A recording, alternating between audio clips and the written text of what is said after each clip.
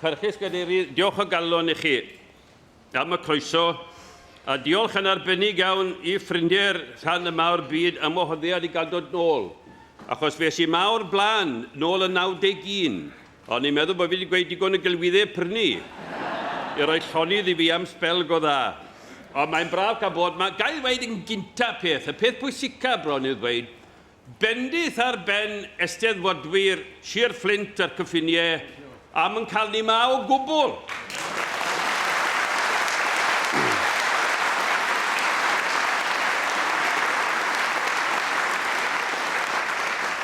Does dim unrhyw amheuaeth o gwbl pan bydd rhywun yn mewn amser a ddaw yn ysgrifennu hanes yr Eisteddfod Genedlaethol yn yr 11th ganrif ar 20, fe bydd hon yn un o'r eisteddfodau gwirioneddol arwyddocaol, am I bod hi'n cael ei chynnal. Dyma chi brawf bellach o'r ffaith na allwch chi ddim rhoi stop ar yr wyl arbennig hon. Fe ddaw I wyneb yn wyneb a phob math a'n awsterau mae'n cadw I fynd. A wedi'n bendith ar eich pennau chi yn Sir Fflint a phawb sydd wedi bod yn cefnogi'r wyl yma, ac mae'n braf iawn I gael dod nôl. Be dwi am wneud, gynta I gyd, eisiau ymddiheuro, achos nid fi pia testyn y ddarlith. Fe o fynwyd I fi ar y dechrau pan ges i'r gwahoddiad yma, allu di ddweud rhywbeth a allu di dynnu Daniel Owen mewn ddo fe. Wel, iawn, na chi gomisiwn. A mi wedes I wel dyle hynny ddim a bod yn amhosibl. A wedyn anghofio sy'n cwbl amdani, ac am en hir a hwyr fe gyrheiddodd rhaglen y dydd ac wele'r testyn, Daniel Owen a'r Wyddgrug. Anisgwyl braidd yn diwedd. Anisgwyl braidd. Croeso cynnes iawn I chi I un o sesiynau Academi Hywel Teifi, Prifysgol Abertawe, ym Mhabell Len yr Eisteddfod Rithwyr hon. Fy enw I yw Gwenno Ffrancon, ac rwy'n gyfarwyddwr Academi Hywel Teifi ym Mhrifysgol Abertawe. Y ganolfan sydd yn cefnogi, datblygu a hyrwyddo addysg cyfrwng Cymraeg a'r iaith Gymraeg ar draws y brifysgol a'n cymuned yn ne-orllewin Cymru. Rwy'n cael y pleser chwerw felys heddiw o gydeirio trafodaeth I gofio'n annwyl iawn am gawr i'w genedl. A'r unig olyn y ffurfiwyd yr Academi yn ei enw, diweddar athro Hywel Teifi Edwards, gwnaethon ni golli union ddegawd yn ôl. Chwith o'r mwyaf yn sylweddoli bod hi'n degawd ers I ni ei golli, a cholli ei bersbectif a'i lais unigryw ef ar fywyd Cymru a hynt y Gymraeg. Byddwch wedi cael eich atgoffa o'i lais a gweld ei ddawn arbennig I dreithi yn y Babell Len dros y blynyddoedd yn y clip a agorodd y sesiwn hon. Ac rwy'n credu mod i'n weddol agos i'm lle yn dweud y bydde Hywel wedi bod gyda'r cyntaf I ddiolch I Betsan Moses a'r holl trefnwyr Eisteddfod Amgen 2020 am fwrw iddi I gynnal ein prifwyl dan amodau digon rhyfeddol pandemig Covid-19. Fel y gwnaeth trefnwyr Eisteddfod yr Wyddgrug yn 2007, yn wyneb a blwydd arall, sef clwy'r traed ar gennau. A benthyg geiriau Hywel, bendith ar eich pennau chi am sicrhau bod ein prifwyl wedi cadw I fynd yn 2020, a hynny ym mlwyddyn y cant I ail gartre Hywel Teifi, sef y Babell Len. Yn ymuno â fi heddi I rannu o'ch atgofion o Hywel a'i canfyddiadau ar ddegawd heb ei gyfraniadau, mae 3 nad ys pryn angen ei cyflwyno I chi gynulleidfa hyddysg y Babell Len. Ond mae yna fraint o'r mwyaf cael cwmni 3 chyfell da I Hywel heddi, a thriall gyfrannu'n hiawdol ar amrywiol weddau ar ei fywyd cyhoeddus, sef yr arglwydd Dafydd Wigley, yr athro Emwyn Thomas a'r athro Geraint Hugh Jenkins. Diolch yn fawr iawn i'r trio o chi am ymuno am I heddiw. A falle gallwn ni yn y lle cyntaf ddechrau gyda'ch argraffiadau a chatgofion chi Wyn. Ie, wel, mae'n amhosib I gyfle I Hywel i'r un nad oedd yn ni'n nabod ei wedi gwir yn gyhoeddus, oedd e'n fath o Sherman tank oedd un, chi'n gwybod, un oedd yn gallu ellorio pob gwrthwynebydd a'i gadael nhw'n ollol fflat nhw.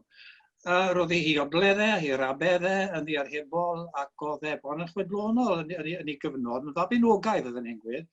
Roedd hi lais yn dyranedd, oedd hi bersonoliaeth cawreddau yn ddigon mawr I orlenwi a Babell Len yn flynyddol felly. A'i holl stori amdano ei hunan oedd honno pan ddath Gwenallt I weld e'n chwarae I dîm y coleg, ond efo'ch yn y coleg Aberystwyth. Oedd Hywel yn wing half, oedd e'n credu wedi cael gêm gwla. Ond pan nath weld Gwenallt, dim ond cwyno nath Gwenallt, fe drylais i'r amser I gyd, a dy dyn machgen meddai Gwenallt oedd fe. A ti ddim blydi wsi neb at y dyn, sad y drad, yn o'r clatsin iddyn nhw. A hwnna mewn ffordd yn nodweddiadol o Hywel i agwedd at fywyd, lle fe fod ar bydau yn ymysodol. Oedd e hefyd yn glyfar iawn yn y modd oedd e'n defnyddio y gallu hwnnw. Oedd e'n fath o clogger wing half, chymo? Beth oedd Norman Hunter neu Nobby Stiles. A pan oedd e'n grwt, fe daniwyd i ddichymig gan gyfrol arbennig Owen Ross Comel, Flame Flows of Welsh History. A hwnna nath i creu diddordeb yno fe yn hanes Cymru. A fe ath rwy'n credu'n arbenigwr penna Cymru ar ddiwylliant bedwaredd ganrif 15, diwedd y ganrif honno. A mewn ffordd, fe oedd e'n flamethrower, oedd e'n rhywun oedd megis yn gallu poeri tân am ben pob un oedd yn elynion i Gymru ac i'r Gymraeg. Nawr un tro, nethoch chi gyfeirio Gwenno, at o fe fel cawr i'w genedl. Wel, nethoch chi gymsyniad fyna. Achos fe bechwyd Hywel, fe frifog yn yr ymadron yna, pan ddefnyddiwyd gan ei ffrindiau. Fe gotodd ei dymer yn lan â nhw, nath ei gwiryla nhw. Y rheswm o'n i'n meddwl fe, oedd mae gan Gymru ormod o blydi cewri yn barod. Corachod i ni, pam na ni'n mynd i dderbyn ni. Roedd e'n gallu combasu y digri a'r difri ar yr un gwyn. Tra mae hwnna yn ambryn eithriadol, ac oherwydd hynny, doedd ei fawredd fel ysgol haig, oedd hynny'n ei fi'n grac, oedd ei fawredd fel ysgol haig. I sensitifrwydd fel beiriad lle arbennig, dyn nhw ddim yn cael eu cydnabod. Roedd yn cael ei ystyried fel perfformiwr digri, tipyn o dduryn, ces i fwynhau, cymeriad lliwgar. Oedd e'n galw Dick Jones yn cockatoo y byd cyhoeddus. A mewn ffordd, dyna beth oedd Hywel ei hunan, i chi'n gwybod, yn ymddangosiadol felly. Roedd e, wrth gwrs, yn ddechanwr athlithgar ar ei orau. Ond bullshitter oedd yn ei alw hunan, chi'n gwybod, bullshitter, dwi'n meddwl fel dro ar ôl tro. Nonsens, of course, oedd ddi, ond fe oedd y bullshit detector gorau gafodd Cymru erioed. Oedd yn eithriadol dreiggar, eithriadol graff. A wedyn o dan yr wyneb gyhoeddus, os ewn ni fyna am funud, oedd e'n hollol wahanol. Roedd e'n wrth sensitif. Roedd e'n ddwy'r teimladwy iawn. Bapa dwi, meddwl fe, pan gafodd ei gyfweld gan Betty Jordan, cefod e'n wir i wedi gwir, bod yna feddalwch yn y bwrdd, oedd e'n ei guddio'n gyson. Pan oedd y merch i'r enghraifft yn 9 mlwydd oed, fe dreuliodd ei fisiodd lawer yn yr ysbyty, yn bir wael. A fel mae'n digwydd, roedd Hywel yn yr ysbyty yr union 11. A fe halodd e gardiau lu at ei hi, pob i honyn nhw yn annwyl, yn dyner, yn ddoniol. A yr arfer ganddo fe'n fwriadol o ysgrifennu bob yn ail frawddeg ben i weired, mwyn wneud i elyn i graffu ac i chwerthin. A pan oedd yn Gwraeg yn dioddau o selder ysbryd, Hywel nath ei chynnal hi gyda'i negeseuon, oedd e'n deimladwy ac oedd e'n gynhaliol. Roedd e yn ŵr cymleth. Roedd e'n uned a flonydd i'w gwir, mewn talp solet o gnawd. Ac fe'n synwyd i bod angen wedi bod mor ewn a rhoi taw ar Hywel, achos oedd neb arall yn gallu gwneud. Dim ond angen lle fod wedi gwneud ni. A gobeithio'r nefoedd, fel bydd eich tad siwr o fod yn cytuno, gobeithio'r nefoedd bod yr holl alluog yn gefnogwr arsenal. Achos os nad i'n gefnogwr arsenal, mae Hywel lan go hyd yn dal i droi cefn yna fe, ac yn pwdi, achos fel un fyna oedd e. Bellach fel y gwyddon ni, yn drist iawn, mae'n gorffwys ar ryncyn uwchben Aberarth yn gwynebu'r môr. Llecyn perffaith ar ei gyfer yn y marn i, os oedd e'n brif ffrangellwr Cymru, fe hefyd oedd e yn warchodwr penna Cymru, amddiffynwr mawr Cymru. A mae'n siŵr gen i fod e'n cadw lookout bythol o hyd mwyn diogelu i genedl. Coffa da iawn ar ei ole. Diolch o galon i chi, Wyn. Ac yn wir, mi oedd yn ened a flonydd tu hwnt. A chi, Dafydd, yn ymwybodol iawn o hynny, o safbwynt i wleidyddiaeth a'i gyfraniadau fe yn y sector yno. Ydych chi'n bodlon rhannu eich argraffiadau chithau? Wel, wrth gwrs, dwi'n ddiolchgar iawn am y gwahoddiad i fod yn rhan o'r dirged rhithiol hon i Hywel Teifi. A diolch i bawb yn yr Academi yn Abertawe sy'n helpu cadw'r goffadwriaeth am Hywel Teifi yn fyw i'r genedl ac i'r byd. Mae yna ddywediad yn does, larger than life. Roedd Hywel yn ffitio'r disgrifiad hwnnw i'r dim. Roedd ei bresenoldeb o ran corff, o ran llais ac o ran y magweddiad yn un a chybyth anwybyddu. Ac roedd yn un ddyledus iawn iddo fo am y gefnogaeth personol ges i ganddo, arbennig yn y cyfnod anodd hwnnw yn yr 80au, ar ôl referendum trychinebus 1979, pan oedd y blaid wedi hollti, gyda ffrio a charfannu, A mi na wedi wneithol yn olynydd i Gwynfor Evans fel llywydd y blaid ac yn ceisio cadw'r drol ar y ffordd fel tai. Felly, yn wleidyddol, roeddwn ni yn abod Hywel, a thrwy fab Hugh wrth gwrs, oedd yn gyfaill yn San Steffan. Fe cytunodd Hywel i sefyll etholiad yn Llanelli yn 1983. Roeddwn ni'n argoeddiedig fod angen personoliaeth gweladwy ac adnabyddus yn Llanelli i gipio'r sedd. Llwyddodd Hywel bron iawn i ddyblu canran y bleidlais. A mae gen i un atgof hyfryd o'r etholiad honno. Hywel Teifi yn teithio i Arfon fel prif siaradwr yn cyfarfod agor ymgyrch ac yn haliwyd yn Frondinas, clwb wledig a ddaeth wedyn yn gartre i Bryn Terfel. Mae cyfarfod lansio ymgyrch yn bwysig am 3 rheswm. I gael pobl at ei gilydd yn ddigon cynnar, i greu teimlad o berthyn i dîm hapus a brwdfrydig, ac i sbarduno nhw i dorchu llewis a fynd allan i weithio. Wel, oedd Hywel Teifi yn ffitio'r bil i'r dim i gyflawni hynny. Y lle dan ni sang, ynta efo cymysgiad o ddirmig tuag at ei wrthwnebwyr, Maggie Thatcher yn arbennig, a ar dan dros y genedl, ac efo ieithwedd oedd yn cyddaro a thraddodiad iaith lliwgar Bobis Cynarfon. Bydd pleidwyr Arfon yn sôn am y cyfarfod drwy gydol yr ymgyrch ac yn hir iawn wedi hynny. Yn anffodus, methodd Gwynfor Evans ym 1983 ag at ennill Caerfyrddin ac o'r llwyd i lafur ym 1979 gan ddod yn drydydd ar ôl y Tori ym 1983. Yna, ailagorwyd y posibilrwydd o ennill y sedd gan i'r meddyg Roger Thomas gael ei drybini personol. Cynigiodd yn ddigon anrhydeddus ymddiswyddo fel aelod seneddol, ac fe roedd yn erbyn Awst 1984 yn gwynebu is-etholiad o fewn wythnosau. Roedd Gwynfor ddim am sefyll eto, felly roedd rhaid cael rhywun digon adnabyddus i sefyll dros y blaid. Rhywun allai danio ymgyrch sydyn a dal dychymyg yr etholwyr. O gen i ddim amheuaeth, mae Hywel Teifi ddau'r gorau ar gyfer hyn, a fe ddewisiwyd o yn ddi-oed fel ymgeisydd. Efallai, yn rhy sydyn, oherwydd fe grewyd y fath ddychryn ymhlith y blaid lafur, Wnaethon nhw ati i berswadio Roger Thomas i barhau fel aelod seneddol tan etholiad 1987. Ac olyga hynny fod Hywel Teifi yn gwynebu nid gwta 2 wythnos o ymgyrch, ond 3 mlynedd, a nid dyna oedd ei fwriad wrth dderbyn yr enwebiad. Fe ddaliodd ati gyda chydwybod rhyfeddol, ond roedd ei bersonoliaeth, ond nid ei ffrâm gorfforol, wedi lunio mwy ar gyfer sprint ac ar gyfer marathon.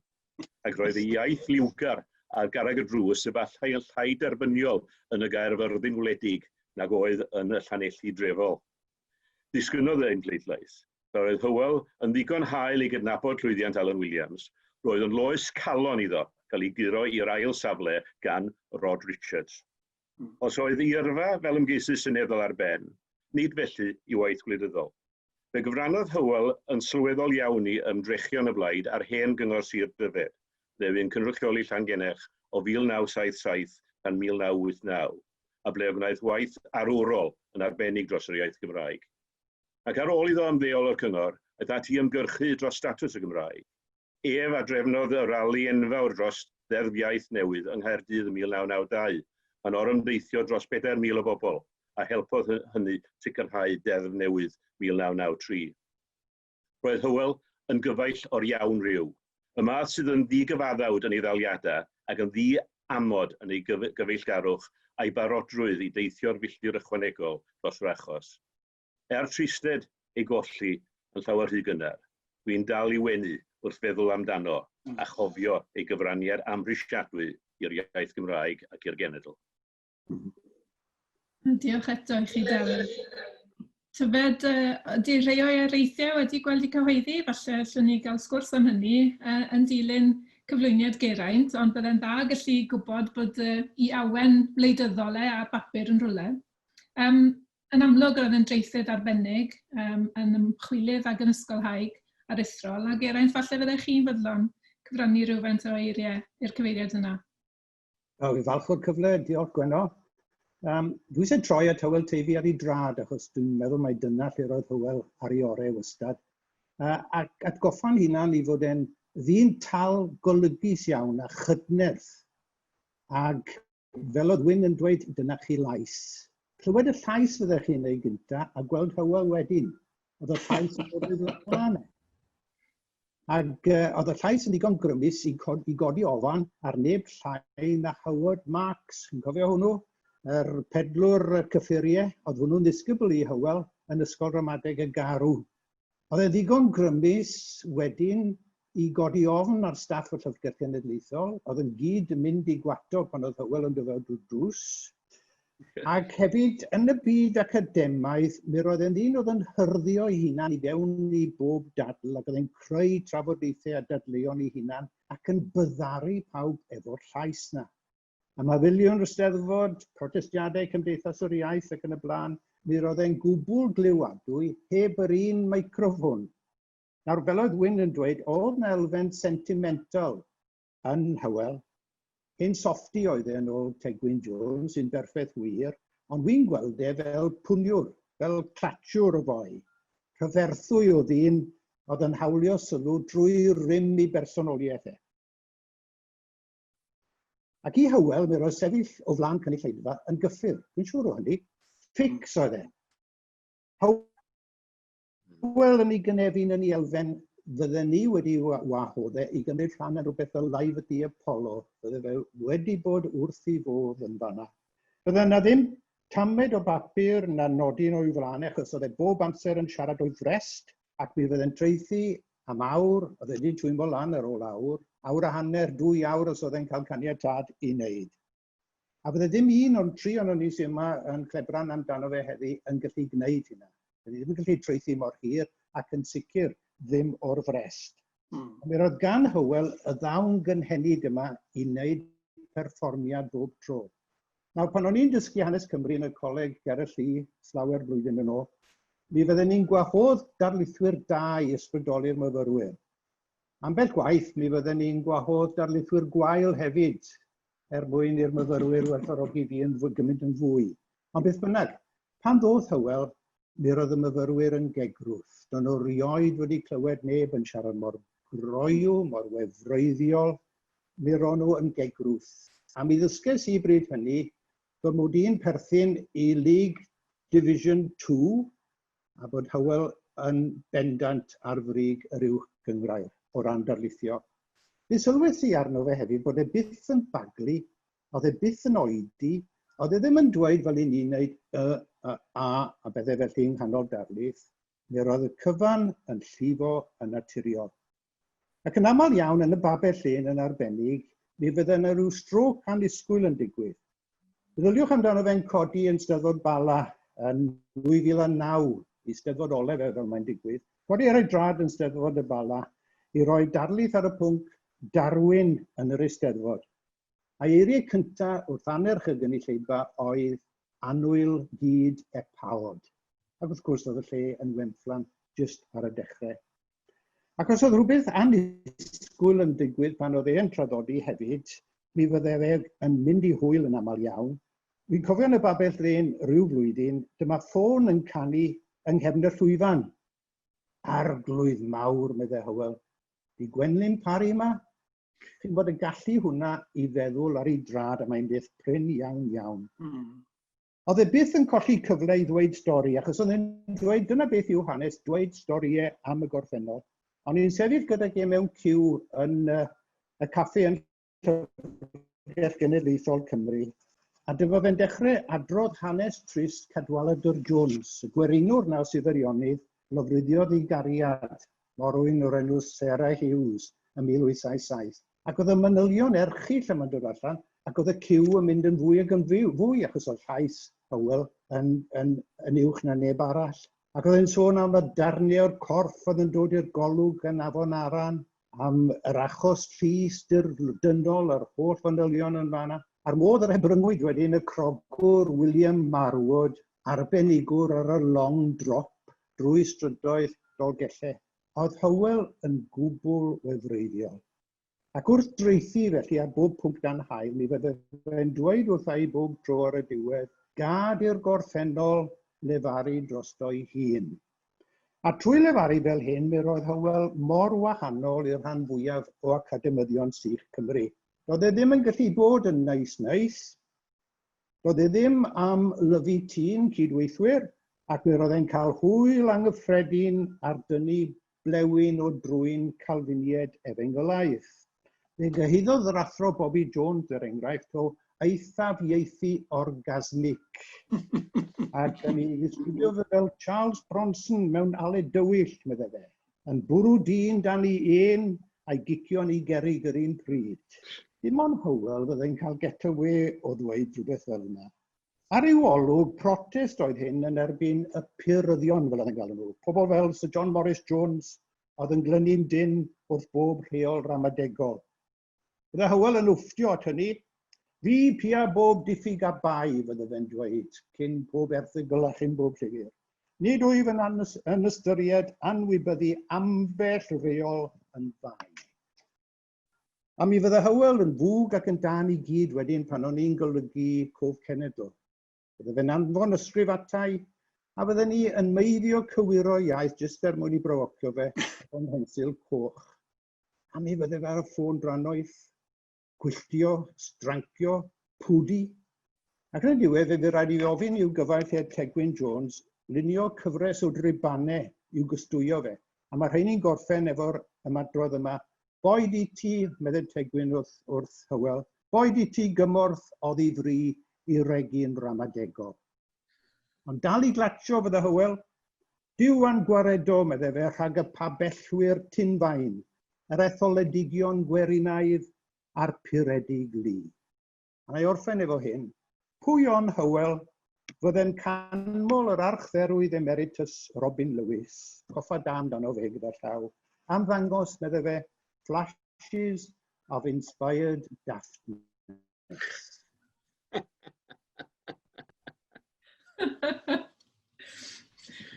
Wel, diolch yn fawr iawn, Geraint, am fynd ar ôl Hywel, ffigwr oedd yn diddanu ni yn sylweddol, ond wrth gwrs hefyd yn addysgu ni. Diolch i chi am eich cyfraniadau yna. Falle allwn ni gael sgwrs ymysg yn gilydd ynglyn â'r hyn i ni wedi glywed. Geraint, yn y lle cyntaf, falle byddech chi eisiau holi un o'r ddau arall? Wel, licen i holi Dafydd o Sky. Petai Hywel wedi cyrraedd cyffredin, sut eilio sy'n meddwl wedi gwneud? Wel, ie, cwestiwn ddifyr iawn yn... Sorry. Da chi am ddechrau to, Geraint? Na, ddechrau to. Dafydd, diolch yn fawr am y sgwrs ar Hywel, oedd yn hyfryd iawn. Meddwl ni, tybed petai Hywel drwy ryw wyrth wedi ffindo'i ffordd i dir cyffredin. Sut aelod fydde wedi bod? Wel, dwi'n gwybod sicr fysa'i bersonoliaeth o wedi bod yn ddelfrydol i'r siambr. Mi fysa o wedi bod yn rheoli'r siambr a pobl yn rhoi gwrandawiad iddo fo. A nhw'n hoff ffordd mae rhywun sydd yn wahanol fel yna. Ond dwi'n yn siŵr sut fo wedi mwynhau'r peth ar ôl cyfnod. Mae yna gymaint o falu awyr yn mynd ymlaen. Malu bethau eraill fel sy'n Hywel yn dweud yn y siambr sy'n gyffredin. Ac mae gymaint o'r gwaith yn fanwl yn mynd ar un peth ar ôl ei gilydd. Wrth gwrs, fel cynghorydd, oedd o wedi wneud gwaith manwl ar anetholwyr, wrth fydd rhan yna yn ddigon rhwydd iddo fo. Ond dwi'n credu fysa fo yn fuan iawn wedi cael llon bol ar Lundain, a mwy o reswm fydd i gael yn senedd yn hynny. Diolch. A gyda llaw a Geraint, fel y gwyddo sy'n mae'n debyg, oedd e'n arswydo. Am y syniad byddai'n gorfod mynd i'r tir gyffredin. Oedd e ddim yn edrych ma'n o gwbl at hwnna, dyletswydd yn unig oedd iddo fe. Ac o'n i arfer tynnu gosen gyson, achos dyna fe unig ymddiffyn ni, achos oedd yn Gymraeg un wallus, oedd ei Gymraeg yn berffaith. O'n i arfer gweithio fe, ond yw'r Saesneg ddim yn dda iawn, ti'n gwybod? Mae Saesneg na, mae eisiau gwella arni. Ond gwir amdani oedd fe'n siaradwr cyfarreddol yn Saesneg. A bydde fe'n gallu i swino pwy bynnag, bydde'n gynulleidfa iddo fe. Oedd e'n dweitha i, oedd e'n mynd i ddiddanu, achos dyna'r gair priodol yn credu, aelodau o'r golf clwb yn Rhwlen Lloegr i'w ben wythnos. Dychmygwch i fod y Cymro yma, wrth gwrs oedd e'n gallu dweud bod e'n dad i Hugh Edwards, ond ddim yn dweud hynny mor aml â hynny chwaith. Gymaint o bersonoliaeth, ac oedd ei grapel Saesneg cystal bod tamed ag oedd ar y Gymraeg, fe roedd e'n gallu jyst swino cynulleidfaoedd o toffs Lloegr. Oedd gan fel gallu yna? Yn ddifyr, ydych chi'n cyfeirio, Geraint, dwi'n credu, gyna, i agwedd o tuag at hanes, sef fod hanes yn sefyll yn ei gyd-destun ei hun fel tai. A sgwni felly, dwi'n gwybod ble fysa o'n sefyll o safbwynt i werthoedd, Ond be fysa i agwedd o tuag at tynnu lawr y cerfluniau oedd wedi codi yng nghyfnod hanes? Ie. Rwy'r fysa fel cymryd yr agwedd digon iach a radical o safbwynt y gwerthoedd. Ond beth am yr hanes? Allai ddim siarad drosto fe. Allai ddychmygu fe hefyd yn sgwar Caerfyrddin, achos fi sydd efo fe ar sawl protest cymdeithasol yn fanna, yn mwynhau tynnu'r gofgolon na i Picton lawr. Achos dwi'n teimlo ar hyd y blynyddoedd bod hwnna'n gofgolon warthus, achos mochyn oedd un oedd Picton. Ie, yn hollol. Bobl Cyfyrddin yn dal i adael i hwnnw sefyll ar ei drar. A fi'n credu fydde fe gynno fi i wneud hynny. Bod e ddim yn ddyn, oedd e ddim yn ddyn oedd yn hoff iawn o brotestio, oedd e ddim yn cerdded drwy strydoedd gyda cymdeithas yr iaith. Ac eto mi drefnodd yr un mawr yng Nghaerdydd, efo yr un mwyaf mae'n debyg dros ddeddfiaeth, 4,000 o bobl yno, a fo oedd yn arwain y peth. Na fe, ie. Profiad anifyr o ddiweithau i eistedd nes ag at Hywel mewn cyfarfod, fel y gwyddoch chi. Achos os oedd tyfiad bod y siaradwr neu siaradwr yn boring, bydde fe'n dechrau anesmwytho, a bydde fe'n dechrau grwmbo yn ei lais mawr, ac bydde fe'n hollol ddaddol. Mae'r ffôn mae'n mynd at y funud. Ie, allai fe mlaen? Ie. Dechrau eto. A gydio, oce. Ie, oedd e'n anesmwytho weithiau os oedd rhyw siaradwr ac yn boring. Ac rwy'n cofio, oedd eistedd nes ag at yng Ngwraig yn Canolfan y Blaid, pan oedd rhywun yn ei boring yn ofnadw. A fe sydyn iawn, mae'n codi'r i drad a meddwl fe oedd Karen, hyffern dan, Karen mae hon yn boring. Rwy off i werthu hufen ia i'r Eskimo yn Tahiti. Ti'n dod erin? Ac oedd ganddo fe ddawn soreaidd yna weithiau, sorealaidd yna, chi'n gwybod, o fathu rhyw fath o madrodd, oedd yn glynu yn y côr. Roedd e'n berfformiwr greddol, yn rhan popeth oedd i'n neud yn y ni fi. Oeddech chi'n sôn gyna am i ymweliadau fo ar Llyfrgell Genedlaethol, wrth gwrs, yn y 4 mlynedd hynny ddigon ffodus i fod yn lywydd yna. Mi welisio yna droion. Ond yr un peth sy'n aros yn y meddwl i cael sgwrs efo fo dros baned amser ginio i lawr yn y gwaelod yna. Ond oedd eisiau mynd yn ôl i waith. Oedd o ddim yn y llyfrgell ar gyfer ma'n siarad. Oedd yna i bwrpas. Ac oedd o'n gallu ffocysu ar hynny, ac oedd o'n mynd i wneud hynny hefyd. A dyn papur newydd oedd wrth i fodd yn nghanol y newyddiadurol yma, yn enwedig ym 1870. Ac oedd e'n meddwl mod honno yn ddegawd tyngedfennol yn hanes Cymru, a mae'n bechod bod wedi marw cyn paratoi cyfrol ar y degawd arbennig hwnnw. Ie, gyfyn. Ti'n cofio i hoffter Mario'r Campeg, Geraint? I sylw fe am socer, oedd taw gêm i'r deallus a sophisticated o socer, ti'n cofio? Ond am rygbi, wel, liwdo ar gyfer plantos oedd rygbi yn ei DB. Fi sy'n chwarae... Chess oedd e'n galw pêl-droed, liwdo oedd rygbi. Ac os o'r bocsio wrth i fodd e'n dod e? Oedd e wrth i fodd. Dyna pam oedd e'n glatiwr i hunan, oedd e'n gallu gwerthorogi clatiwr arall yn doedd. Clatiwr o fri. Ie. Pan oedd e'n cyflwyno y llyfrau i fi, ti'n bod, oedd rhyw fath o bwt bach ar y blaen bob tro. Ac mae rai yn gofiadwy iawn. Un oedd Hywel oedd wrth yr Oracle. Un arall o ragor o droednodiadau i ti. A'r ola nath Teifi oedd hwnna am pasiant 1999. A fe gyflwynodd hwnna fi gan ddweud, oedd yw ta Dame Wales. Oedd hi'n gallu gwneud ysbryd am ben ei hunan, sy'n na'n arfer o fel y gwyddo ni yn y byd ysgolheigedd. Dim yn wir iawn am lot o'r academyddion, yn ei ddweud. Oedd e werth cadw pob cerdyn ganddo fe, roedd pob un neges, achos maen nhw'n bethau unigryw. Odyn, ma' nhw. Roedd e ddim yn PC, cofiwch, achos oedd e'n galw yng Ngwraig yn Mrs J, ac oedd llythyr yn dod gyda Mr a Mrs Geraint Jenkins, ac oedd hynny'n mynd â'n ei chroen. Wedyn yr arfer yma, oedd ti'n cyfeirio at fe wyn o alw merched yn derin. Oedd. Non-PC. O, na rwy'n gwybod ne? Dwi ddim yn cofio rhywun yn cwyno i ti. Na. Oedd un o'i gyfnod yn doedd? So yn y cyfnod yma, mae gymaint o cyfan lot o politically correct. Mae'n mynd dan groen rhywun braidd. Mae pendio wedi mynd i'r eitha. Angen i'r pendio symud. Falle bod y diwyn gos o top erbyn hyn. Ac yn sicr yw'r saf hwn wedi cael llon bol. Boes bach. Oedd i Agweddiad Gymru yn eitha cymleth rwy'n credu yn y bôn. A dos neb cweit i mynd i'w reiddyn y peth. Pan holodd ei gadyn ar car yn un tro, dyma fe'n gweud, fe fyddai'n meddwl weithiau mai cos pan o'n i'r Cymru yw Cymru gyda. Ac rwy'n credu bod ni'n gweld y wedd absurd ar Gymru a wedd tragic ar Gymru, yn gystal â gogoniant Cymru.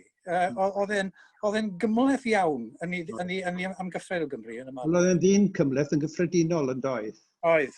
Dwi'n cofio Mock Rogers yn disgrifio fe fel kaleidoscope o ddyn. Sy'n berffaith wir. Berffaith wir. Ie, cybod ni'n iawn.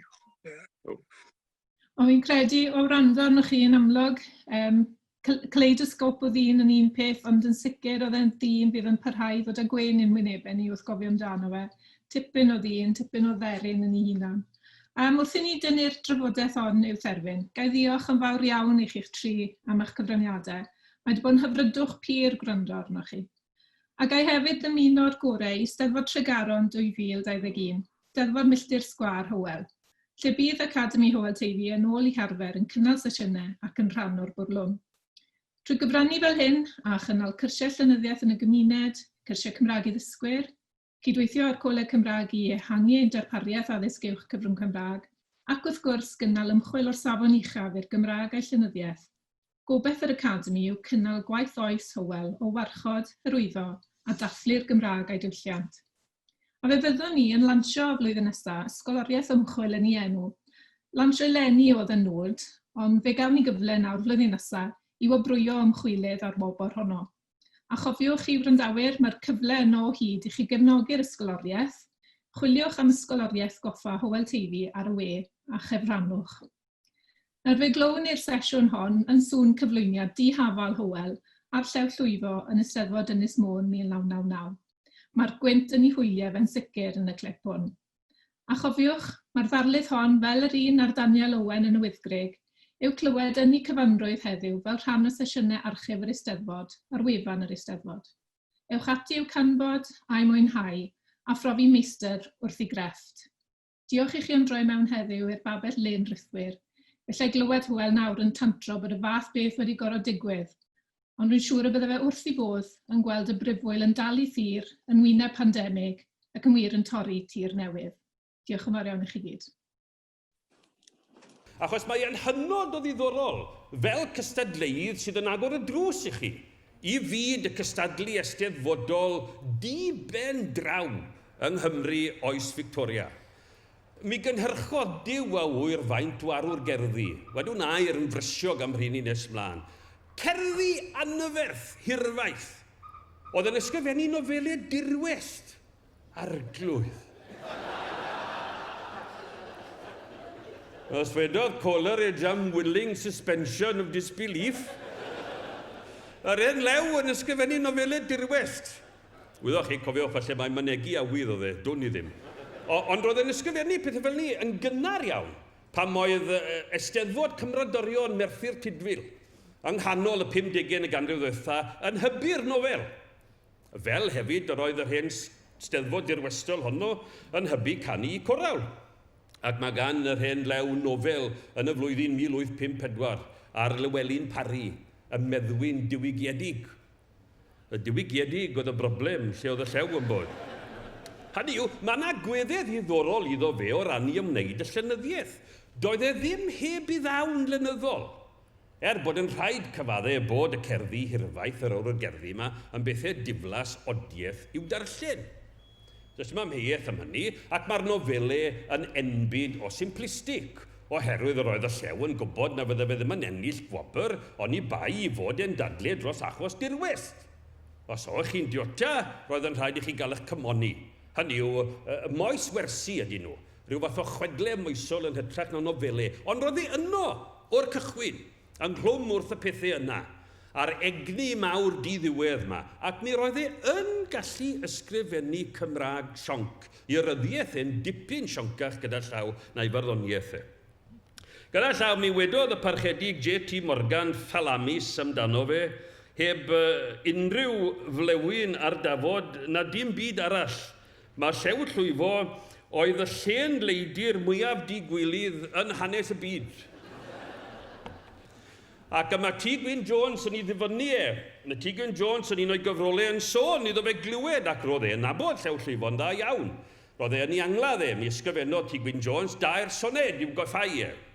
Ac mae e'n dweud iddo fe glywed y Llew yn dweud fwy nag unwaith mewn sgyrsiau nad oedd hi ddim yn anodd o gwbl i chi ennill coron steddfod yng Nghymru, oherwydd fod yna gymryd o stwff yn Saesneg yn hawdd i'w gyfieithu.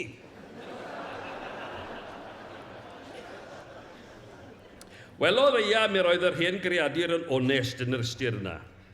Ac mae e yn allwedd hynod ddifyr, werthawr hefyd, yn ei ffordd arbennig ei hunan, i holl fwrlwm eisteddfodaeth oes Victoria.